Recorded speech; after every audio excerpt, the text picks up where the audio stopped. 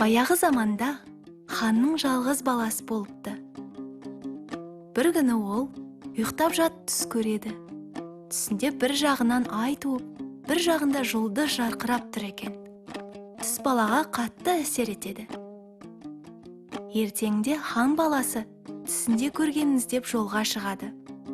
Жолшыба бір шаһардың маңында сиыр бағып жүрген таз балаға кезігеді. Оған көрген түсін әңгімелеп береді.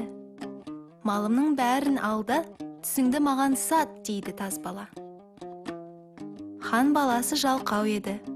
Еңбексіз табылған малға қызыққан ол. Таз баланың малын алып, жөніне кетеді. Таз бала жаңағы түсті іздеп бірнеше күн, бірнеше түн жүреді. Ақырында бір қалаға келіп кіреді. Жан-жағына қарап, жарығы бар үйді көреді де, сол үйге бет алады.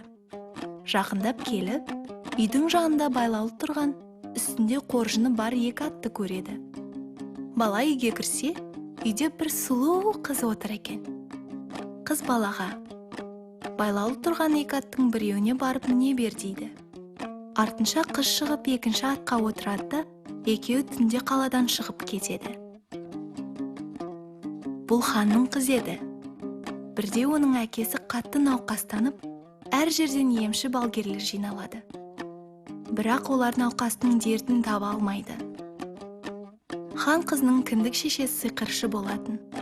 Ол ханның ауыр хәлін көріп, тамырын ұстайды да: тақсыр, сіздің дертіңіз қызыңызда. Қызыңызды жақсы көргендіктен қолыңыздан шығарғыңыз келмейді. Ал қызыңыздың пешенесіне жазылғаны мынау. Ол шаһардағы бір үйге барып, екі атты даярлап, керек жарақтарын түгендеп, болашақ күйін күтіп алсын. Түн ауғанға дейін шам жағып отырсын. Әйтеуір, бір уақытта күйеу жігітті Құдай айдап келеді. Қалған пешенесінен көре жатар деген екен.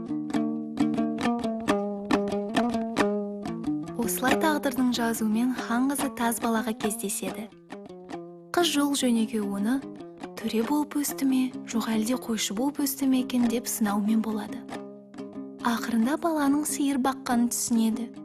Бірақ Құдай менің басыма жазған осы шығар деп, қыз таз баланың басын құммен ысқылап айнадай қылып жазып алады. Қоржыннан әдемі киім береді. Сөйтіп таз бала сымбатты жігіт болып шыға келеді.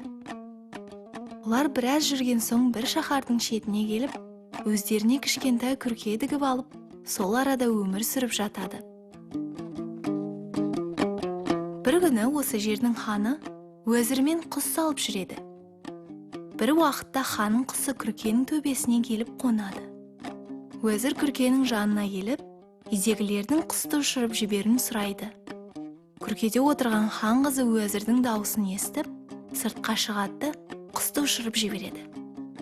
Уәзір қыздың сұлу келбетін көріп таң тамаша болады.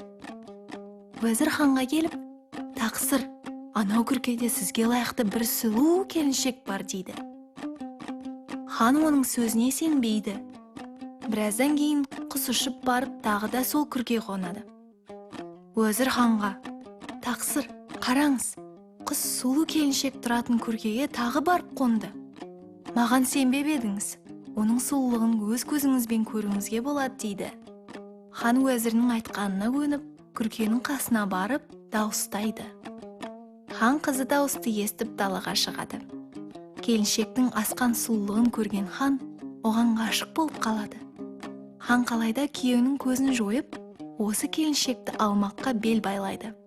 Сол үйдің адамын шақырып кел, деп уәзірін жібереді. Уәзір жігітті ертіп келеді. Хан оған: пәлен жерде алтын ат бар, соны маған әкеліп бер, әйтпесе жазалаймын, деп бұйырады. Жігіт үйіне келіп, әйеліне ханның бұйрығын баяндайды. Оның тыңдап болған қыз күйеуінің қолына бір домалақ қара жіп береді де: осы жіпті домалата бер, өзің соңынан жүріп отыр. Жіп домалап барып бірінге кіреді. Сол інде тұратын менің кіндік шешем саған алтын атты тауып беруге көмектеседі, дейді. Жігіт жіпті домалатып соңынан кетеді. Жіп бірінге барып кіреді. Іннен кемпір шығып жіпті ұстай алады да, жігітке қарап: бұл менің кіндік қызымның жібі ғой, дейді. Олай болса, мен де сіздің балаңыз боламын дейді. Жігіт ханның бұйрығын кемпірге баяндап береді.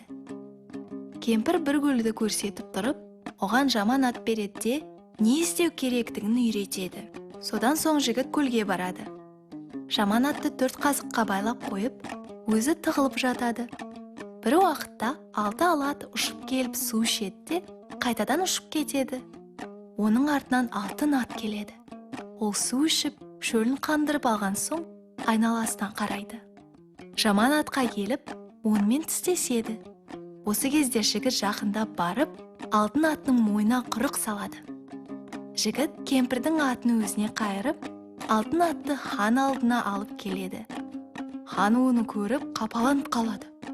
Ханың ойлағаны ат емес, жігіттің көзін жою еді. Енді хан: алтын атты өзің алды, маған пәлен жердегі алтын киікті әкеліп бер дейді. Жігіт әйеліне келіп, ханның екінші бұйрығын айтады. Келіншек тыңдап болып: сен алтын атқа отыр да, оның басын қоя бер. Өзің көзіңді жұмып отыр, ат тоқтағанда ғана көзіңді аш дейді. Жігіт алтын атқа мініп, басын қоя береді. Алтын ат бір жерге барып тұрады. Көзің ашып жіберсе, алтын киіктің тұяғын басып тұр екен. Оны алып ханға келеді. Хан киікті ұстайын десе, ол маңына жолатпайды. Мына киік маған ұнамады. Өзің алып кет, керек болғанда сені шақыртып алармын дейді амалы таусылған хан. Хан жігіттен құтылудың басқа амалдарын қарастыра бастайды. Енді бір жерге шеңгел үйгізіп, үстіне май құйдырады. Сонан соң жігітті шақыртып, шеңгелдің астындағы әке-шешемнің хал жағдайын біліп кел деп бұйырады. Жігіт шеңгелдің астына кіріп кеткенде, ханның малайы майға от қояды. Келіншек ханның жаман ойын сезіп, кіндік шешесін шақыртып алады. Кіндік шешесі жігітті түтіннің арасынан алып кетеді. Азанмен жігіт келіп, күлге кіріп жатады. Үсті басы күлгілі болып ол ханға барады. Хан аң-таң, өзі шошып кетеді. Сонда жігіт: әке-шешеңіздің қал жағдай жақсы екен, сізді шақыртып жатыр дейді. Хан: бұл өзі шайтан ба, адам ба? Бір күні өшін алмақ болып, мені әке-шешеме апарып тастар. Бұдан аулақ жүрейін деген оймен бір түнде ел жұртын тастап, көшіп кетеді. Ел жұрты жиналып жігітті хан көтереді. Сөйтіп жігіт сатып алған түсі мақсат мұратына жеткізген екен.